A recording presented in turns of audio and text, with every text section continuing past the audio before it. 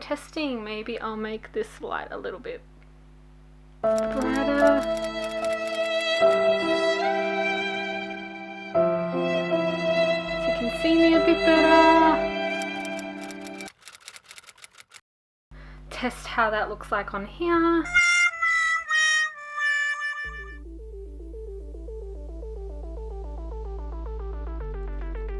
Hey everyone, Miranda here, so welcome to my quarantine slash lockdown slash isolation haul. These are some of the great books that I've collected during this time where I've had to stay at home and obviously do nothing. Winter, this is the 4th book in the Cinder series, and I have been wanting to read Cinder for ages. I read half of the first book a few years ago, and then you know when you get like distracted, just doesn't flow and your mind's on other things, and then you put it down and then it kind of goes, I am lost.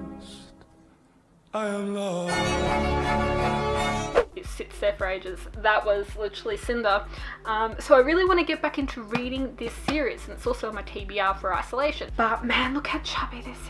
800 and something pages, and it's obviously the last book in the series. I also got the 3rd and the 4th book in Red Queen. The first time I ever read this a few years ago, I totally hated it. I disliked this series.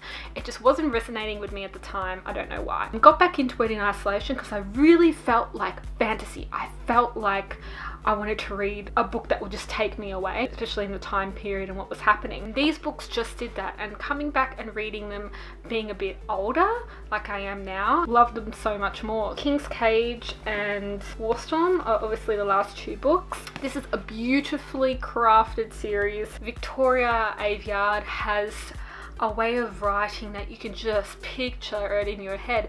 I think she is a screenwriter as well. That definitely comes through in the book because the way she just describes things, great detail, is really good. The next book that I hauled was Viper. I got this online for I think $5. On Facebook they were having like a sale, and I was just like, I'm gonna get my nose in there and buy a few books. Allow myself like a $20 budget, why not? Yeah, this book just struck me because of the cover, and I'm like, okay. 17-year-old Marianne is fated to one day become the Viper, but the reigning Viper stands in her way. Corrupt, he prowls the seas in his warship, killing, leaving only pain and suffering in his wake. He's the most dangerous man on the ocean, and he is Marianne's father. She was born to protect the island. Can she fight for them if it means losing her family, her home, boys she loves, and perhaps even her life? Sounds really tragic. And as she said, she's a brave person facing a dilemma, and it's an epic new fantasy trilogy that probably came out 2 million years ago while I was away from BookTube. Let's have a look. No, 2019! I'm winning! The Witcher. Now, I watched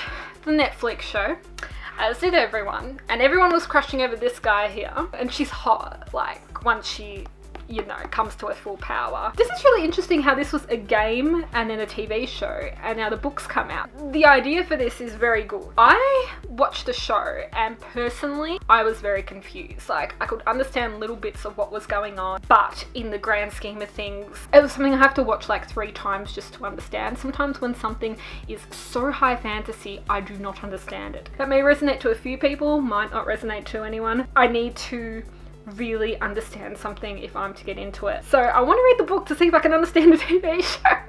Okay. In that sale as well, I brought After by Anna Todd because this became a movie. Apparently he's really hot and everyone was talking about it because it's really sexy. So I was like, yo, I have to jump on this book. Like, Tessa is a good girl. She's got all the direction and the ambition, but then she meets this guy and yeah, things go down, and it's a bit like, Easy by Tamara Webb, but that was something else at a very young age. All those books, I think it's like that. And while you're single, it's good to read. The next book I got is the 2nd book in Ghost House by Alexandra Ordinero, and it's Haunted. I have read this book because I was reading Ghost House again. Ghost House was one of my great books back in the day. I really enjoyed it. The sequel to Ghost House, I was not impressed. I just needed breaks from it. Like, if I'm really into is something, I will not put it down. And I felt like I was taking breaks when reading this book, when usually I would hardly take any. There were parts of it I really enjoyed, but then the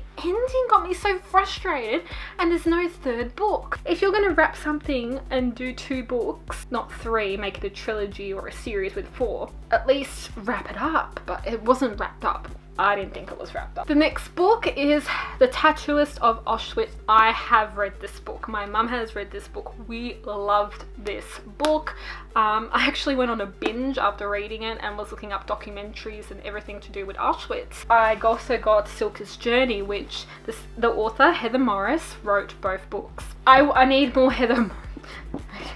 I need more Heather Morris in my life. I think her writing style is brilliant. A few people I know disagree to this book and the events that happened with it. The way she wrote about it was really respectful to Lali and Silke as well. Now, Tattooist of Auschwitz follows Lali, transported by cattle train to Auschwitz-Birkenau. Imprisoned, as were millions of others, for being born Jewish, he was given the task of tattooing the numbers onto his fellow victims' arms to create what would become one of the most potent symbols of the Holocaust. Waiting in line, shaking with terror, was a young woman called Gita. For Lali, full of life, even this place of death, it was love at first sight, and he was determined that not only he would survive, but Gita would too, based on real events.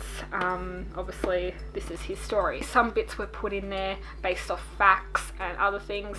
Not everything was what Lali went through. Definitely, probably 85% of it was his story. Really, really enjoyed this book, and I really hope that they do make that 6-part Netflix series that they were talking about. Sister book to that is Silke's story. Now, she has a very different journey to Lali at Auschwitz. I would say for this to definitely read The Tattooist first to understand Lali's story, and then you get to kind of meet Silke, but at the same time you are left with, who is this character? She's kind of like a bit of a mystery, because you see her, you read her in the book and you're kind of left questioning, who is she? I want to know more about her. This is a story where you get to know her journey. My mum, she really enjoyed Tattooist, but she did say she resonated more with Silke's journey and Lali and what women had to go through. I got the second book, In Ember of the Ashes, A Torch Against the Night. Actually, I did read the series. I read Ember in the Ashes,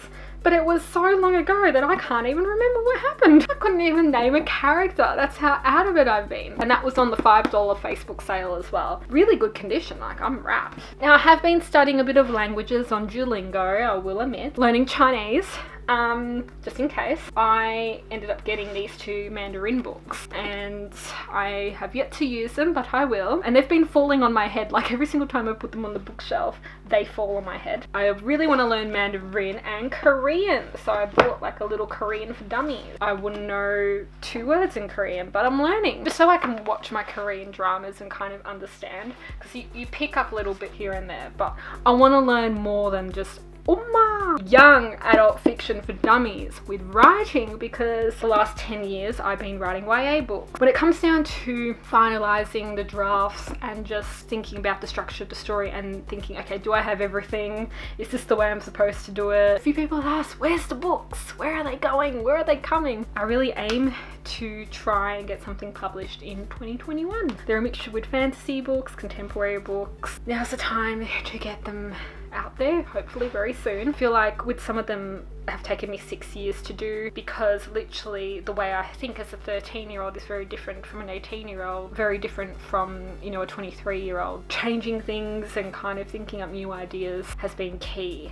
to the evolution of those books. Really hope you enjoyed this video. Let me know what you're reading. What did you buy during this period of time? Thank you so much for watching, guys. Hope you're all having a great day. Stay safe. See ya. Does anyone else get the problem where their hair just does not sit when they're trying to film a video? I can flick it that way and I can flick it this way, and it just does not sit the way I want it to and the way it was sitting before. Maybe I hate the pokey ear. Kind of this first half, the yeah. Oh, that was really loud. Yeah. Don't get too excited, Miranda.